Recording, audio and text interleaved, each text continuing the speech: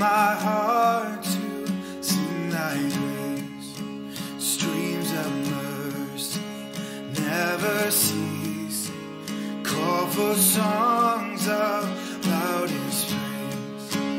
Teach me some melodious sonnet sung by flaming tongues above.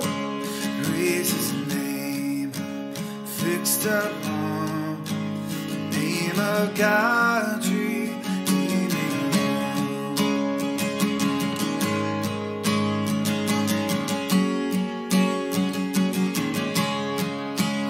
Here I raise my Ebenezer, here by thy great help I've come, and I hope thy good pleasure safely to arrive at home.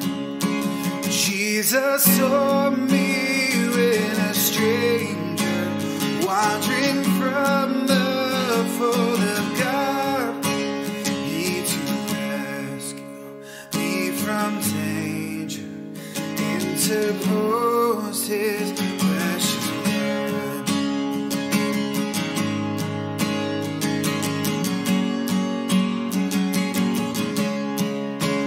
Oh, to grace, how great a debtor, daily unconstrained to be. Let thy goodness, like a feather, bind my wandering heart to thee. Prone to wander, Lord, I feel it. Prone to leave the God I love. Here's my heart, take and seal it for thy courts above. Magandang umaga po sa ating lahat. Welcome po muli sa ating prayer covenant na ginagawa po dito sa St. Paul United Methodist Church, Tondo, Manila, tuwing alas 6 ng umaga, Lunes hanggang Sabado. Kinagagalak namin na muli namin kayong makasama ngayong umaga. Tayo po'y manalangin. Diyos namin makapangyarihan, nagpapasalamat kami, Panginoon, sa umagang ito, sa panibagong kalakasan, Lord, at sa biyaya ng buhay na muli mong pinagkaloob sa amin, O Lord, na punong-puno ng pag-asa. Salamat sa oras at opportunity na ito na muli kami na makasama sa prayer covenant na ito upang makarinig, Panginoon, ng isang mensahe manggagaling sa iyo upang magamit namin, Panginoon, sa aming araw-araw na pamumuhay at sa araw ni ito sa hamon ng buhay, O Lord. Lord, muli, samahan mo kami sa aming pag-aaral nang madama namin, Panginoon, at maisapuso ang mensaheng ipararating mo sa amin. Ang lahat na ito'y dinadalangin namin sa matamis na pangalan ni Jesus. Amen. Ang ating pong leksyonaryo ngayong umaga ay matatagpuan po sa Exodo, Kabanata 2, 1 hanggang 10.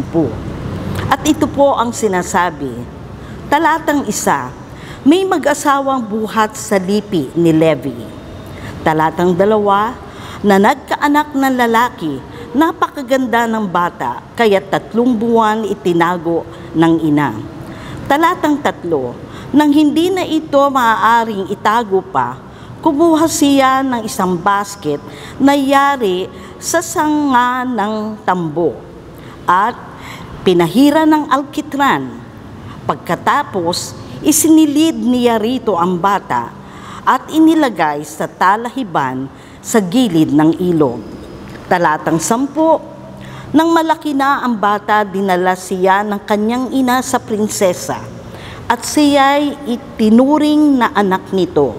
Sinabi niya, napulot ko siya sa tubig, kaya Moses ang ipapangalan ko sa kanya.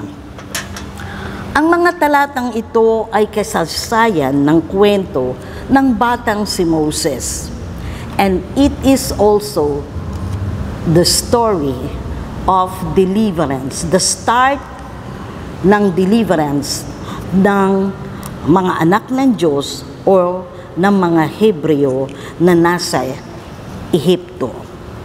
Noong mga panahon kasing iyon, the Hebrew was in its lowest state dahil sa cruelty ng mga Egyptian. Naandun yung mga cruelty, yung magiging lahat ng hirap pinagagawa sa kanila. Ginawa silang alipin ng mga Ehipto at lahat ng hindi maayos na pagtrato sa kanila ay kanilang naramdaman. Balik tanawin natin yung huling na-share ko sa inyo na last 2 weeks. It was about Joseph, the dreamer. Ito yung kwento kung paano napadpad ang mga Hebreo sa Ehipto. Dahil noon nagkaroon din ng pagsubok ang angkan ni Joseph. Kaya naman nagkaroon ng taggutom sa lugar nila at alam naman natin ang kwento kay Joseph, napunta siya sa Egypt at si Joseph ang naging kasangkapan kung paano natulungan ang angkan ng mga anak ng Diyos at isa rin itong kwento ng isang deliverance, isang pagtulong ng ating Panginoon para iligtas ang kanyang mga anak. At kaya dito sila nanirahan hanggang sa namatay si Joseph.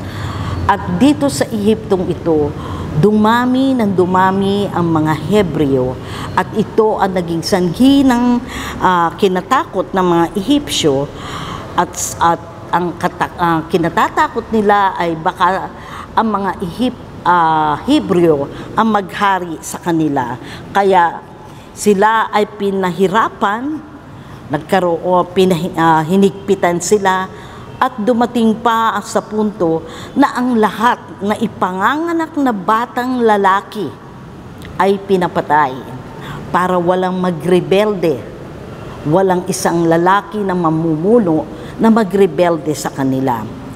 At sa gitna ng mga sitwasyong ito, sabi nga sa talatang 1-2 na aking binasa sa inyo, nanganak ng isang lalaki ang mag-asawa buhat sa lipin ni Levi. Minsan sa panahon nating ito, pag mayroon tayong problema at eto na naman, meron na namang problemang dumating, sasabihin natin, ano ba naman ito? Ano bang nangyayari sa akin? Sunod-sunod na ang problema. Parang hindi dinidinggi ng Panginoon ang aking panalangin o nasaan ang Diyos. Pero ang mga magulang ni Moses, hid him, itinago, inalagaan siya. Not only because they love Moses, but because, and I know, they believe he was an instrument to be used by God sa kanilang kahirapan. At meron din naman sa atin sa panahong ito na nadidinig ko ang mga magulang na nagsasabi, ang anak kong ito ang magiging pag-asa at mag-aahon sa amin sa kahirapan. Kaya sabi ko, sana nga lahat tayo mga magulang o lahat tayo na nakakaramdam ng mga pagsubok ay mayroon tayong positive thinking na mayroong kinabukasan, may pag-asa sa kinabukasan. And it is about faith na makikita natin sa Hebrew 11. Faith na nalalahad sa Hebrew 11, which the ancestors of Moses' parents has passed to generation to generation.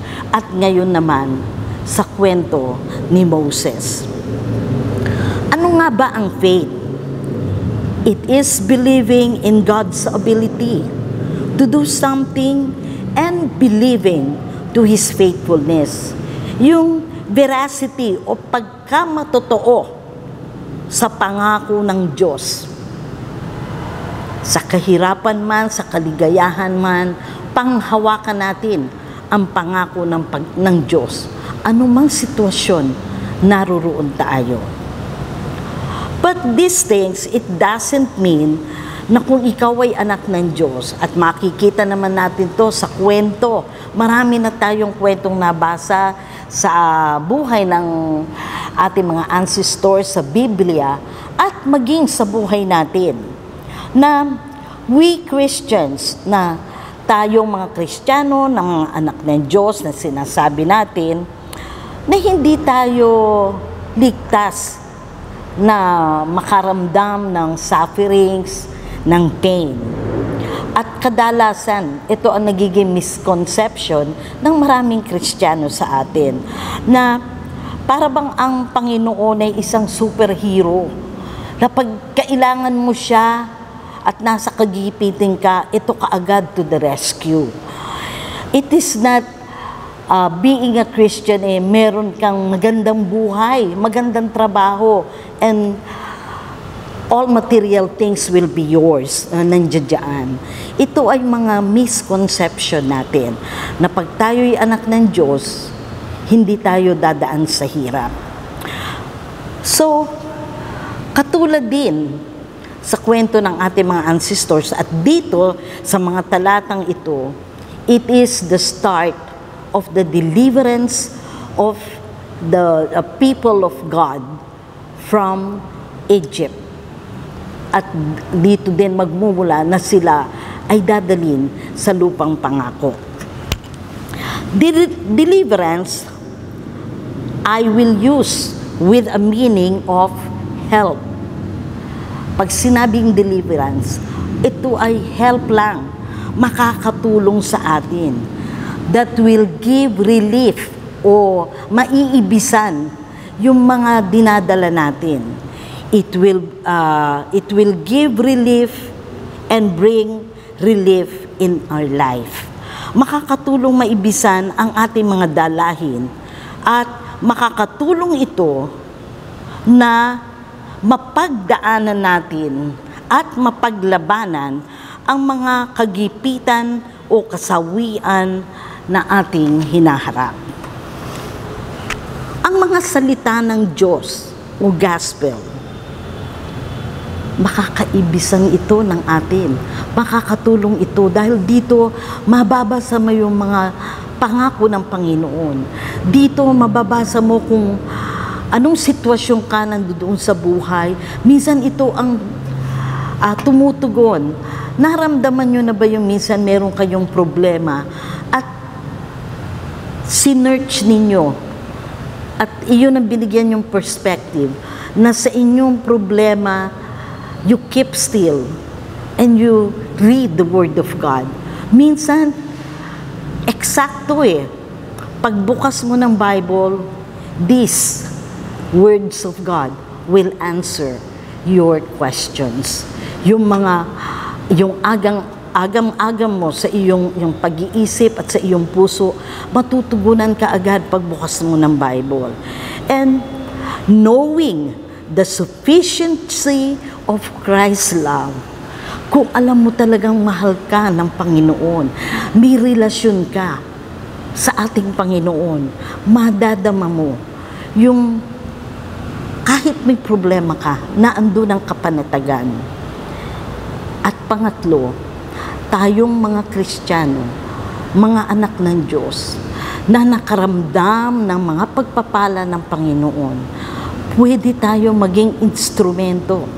Pwede rin tayong maging source ng deliverance ng ating kapwa, ng ating mga kapatid na nalulukmok sa panahon ng kawalan ng pag-asa. Makakapagbigay tayo ng relief sa kanilang mga dinadala. It could be something na words of comfort na maibibigay natin. Hindi naman kailangan material things Lagi ang kailangan ng tao, yung maliwanagan sila, and it is a way of helping them. It is a way of delivering them. Ang pagmamahal ng Panginoon, ang salita ng Diyos, at sa ating mga believers, sa ating mga anak ng Diyos, makakapagbigay tayo ng pag-asa sa ating mga kapwa. Kaya nga, sa kabila ng lahat na ito, kung meron ka mga suliranin, makikita ng iyong kapwa yung tunay na layunin ng Panginoon. Minsan ginagamit ng Panginoon ang mga sitwasyon na iyan upang lalong mahayag ang kanyang kaluwalhatian. At dito, kung ikaw na anak ng Diyos, magpapagamit tayo sa ating Panginoon upang maibisan ang mga problema ng ating mga kapwa. Magkakaroon sila ng pag-asa. At sa kabila ng mga pagsubok at pasakit, ay madadama nila at makikita ang tunay na layunin ng ating Diyos at magagawa nilang mag-rejoice, magpuri, magbigay kapurihan at maging masaya o magkaroon sila ng kapanatagan sa kabila ng kahirapan. Ito ang aking hinihiling at isang hamon sa atin. Sabi nga ng ating Panginoon, lagi niyang sinasabi, "Come unto me." Lumapit tayo sa Kanya. Saliksikin natin ang Kanyang mga salita. At tayo na pinagpala ng Panginoon at nadama natin ang pag-ibig ng Panginoon, ipakilala natin ang ating Panginoon sa pamagitan natin. To God be the glory. Tayo po'y manalangin. Diyos namin makapangyarihan sa lahat. Thank you, Lord. Thank you, Lord God, sa oras at pagkakataon na kami ay nakausap mo. Sa mensahe na iyong pinarating sa amin, O Lord. Salamat, Panginoon. Naway tumimo ito, Panginoon, sa aming mga puso at maging kalakasan namin, Panginoon, sa kabila ng mga pagsubok at hirap ng buhay sa mundong ito. Lord, bigyan mo kami ng wisdom na maintindihan namin ang mga bagay o mga pangyayaring nagaganap sa aming buhay. Masaya man ito, Panginoon, at lalong-lalo na sa panahon ng kawalan ng pag-asa, sa panahon ng pagsubok, at sa panahon ng kung saan ay kami walang-wala, Panginoon. Tulungan mo kami, Panginoon. Samahan mo kami sa aming buhay na ito. Dito ka namin kailangan. At sabi mo nga, sa aming kahinaan, O Lord, na madalas na kami ay iyong nasusubukan. Lord, dito mo kami samahan. Dito mo kami paalalahanan, Panginoon, na naandiyan ka lang. Lord, muli, maraming salamat sa iyo. Ang hiling namin, Lord, huwag mo kaming susukuan, Panginoon, upang sa ganon, sa aming buhay, malihis man kami ng landas, O Panginoon, kung ikaw ang aming kasama, naaryan ka para kami paalalahanan. Lord, kauhawan nawa namin, Panginoon, ang iyong mga salita na magbibigay kalakasan sa amin. Ikaw, Panginoon, ang iyong mga pangako ang magiging guide namin, O Lord, at magiging kalakasan sa araw-araw. Kaya naman, hinihiling namin at pinasasalamatan namin, Panginoon, ang patuloy na pagmamahal mo at ang patuloy na pagtawag mo at pagkalinga sa bawat isa sa amin. Maraming salamat, Panginoon, sa mga oras nito at sa araw na ito. Ikaw nawa, Panginoon, ang aming makasama sa buong maghapon na ito sa aming gagawin, O Lord. Ang lahat ng ito'y dinadalangin namin sa matamis na pangalan ni Jesus. Amen. Tayo'y manalangin. Pinupuri ka namin, O dakilang Diyos. Hindi kami nagsasawang sambitin, salamat, O Diyos, sa iyong mga biyaya. Salamat, O Diyos, sa mga kalakasan na aming taglay. Salamat din sa mga pagsubok na aming nararanasan. Ang lahat ng ito, Panginoon, dahil meron kaming Kristo sa puso, nakakayanan naming harapin ang lahat ng mga nangyayari sa aming mga buhay. Narito po, O Diyos, ang bawat mga anak mong nakinig ng iyong mabuting salita. Hangad po namin at hangad ko po, Panginoon, na sa kanilang pakikinig araw-araw, umaga ng debosyon, mula sa kanilang paggising, Panginoong Diyos, nararanasan na nila ang biyaya at tagumpay ng buhay. Narito po, O Diyos, ang bawat mga kapatiran na aking pong inilalapit sa inyo. Kung meron man silang mga problema, may mga suliranin sa buhay, Panginoon, pakinggan mo ang kanilang mga daing. Pakinggan mo ang kanilang mga ipinagpapasalamat at iyong tugunan ang kanilang mga karaingang ito sa iyong harapan. Salamat sa napakabiyayang umagang ito. Salamat sa mensahe ng buhay. Salamat, Panginoon, sa aming pananampalataya. At salamat din, O Diyos, sa lahat ng mga sitwasyon at mga nangyayari sa aming mga buhay na hindi namin nakakaligtaan na pasalamatan ang aming Panginoong Diyos, sapagkat kailanman hindi ka nagkulang sa kanila. Ngayon, Panginoon, hindi lamang pagpapasalamat ang aming sasambitin sa iyo, kundi ang pagpapakumbaba sa iyong paanan, na nawa, Panginoon, kung darating man ang mga pagsubok sa kanilang mga buhay, kung darating man ang mga pagkakasakit, O Panginoon, hipuin mo sila, iabot mo ang iyong mapagpalang kamay, upang makamtan nila at maranasan ang kagalingan ng kanilang lupang pangangatawan. Kung sa araw na ito, Panginoon, meron man kaming mga kapatiran na dumaranas ng kawalan, maging ang mga pagkain, mga salat sa pagkain. Kung hindi man kasya, Panginoon, ang laman ng pagkainan na pinagsasaluhan ng bawat pamilya, dalangin ko, Panginoon, na ngayon, maranasan nila ang iyong biyaya sa pamagitan ng kanilang pagkakaisa. At huwag mawalan ng pag-asa na merong kaming Diyos na laging sumusubaybay. Lagi kaming merong Diyos na nagbibigay ng aming pangangailangan. Maraming salamat, Panginoon, at patawarin mo kami sa aming mga kasalanan. Ito ang aming dalangin sa tayong pangalan ni Jesus. Amen at Amen.